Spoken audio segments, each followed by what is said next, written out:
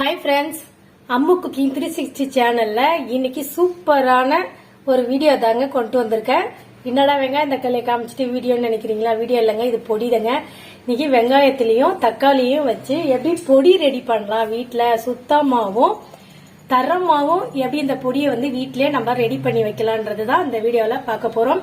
அதுக்கு வெங்காயம் ஒரு கிலோ அளவுக்கு எடுத்து கழுவிட்டு தோலெல்லாம் எடுத்து நீக்கிட்டு ரெடி பண்ணி வச்சிருக்கேன்.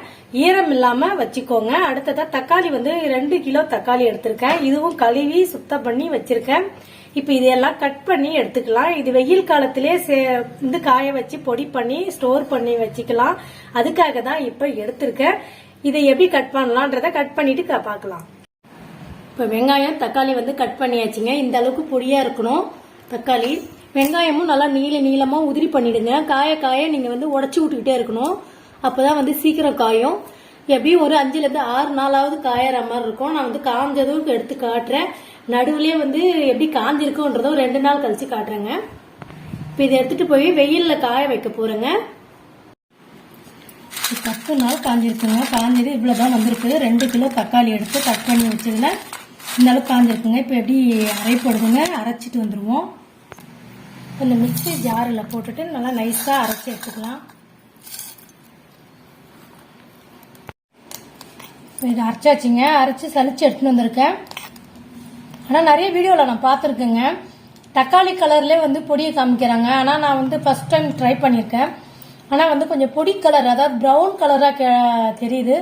அது எதனாலன்னு தெரியல. உங்களுக்கு அந்த டீட்டெயில் தெரிஞ்சா கமெண்ட் பாக்ஸ்ல கமெண்ட் பண்ணுங்க ஃப்ரெண்ட்ஸ், நானும் தெரிஞ்சுக்கிறேன். இந்த வீடியோ பிடிச்சிருந்தா ஷேர் பண்ணுங்க, லைக் பண்ணுங்க, மறக்காம சப்ஸ்கிரைப் பண்ணிடுங்க. இன்னும் ஆனியன் பொடி நான் இது கூட எப்படி இருக்குன்றத அரைச்சி அதையும் காமிச்சிடுறேன். இப்போ வெங்காயமும் 10 நாளா காஞ்சிருக்குங்க. இதையுமே இப்ப பொடி பண்ணிக்கலாம். இப்போ வெங்காயத்தை அரைச்சாச்சுங்க. அரைச்சதுக்கு இவ்வளவுதான் வந்திருக்கு. இது நல்லா சலிச்சு எடுத்திருக்கேன். இப்ப 2 பொடியும் ஒரே மாதிரி எப்படி இருக்குன்னு பார்க்கலாம்.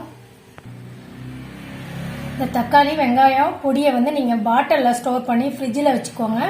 எப்போ உங்களுக்கு வெங்காயம் தக்காளி விலை அதிகமா விற்குதோ அந்த டைமுக்கு இதை எடுத்து யூஸ் பண்ணுங்க. ரொம்ப ரொம்ப டேஸ்டாகவும் இருக்கும், சமையலும் சூப்பரா இருக்குங்க. ஆனா நான் இப்பதான் ஃபர்ஸ்ட் டைம் இதை காய வச்சு பொடி பண்ணியிருக்கேன். எனக்கு இந்த கலர்ல தாங்க இருக்கு.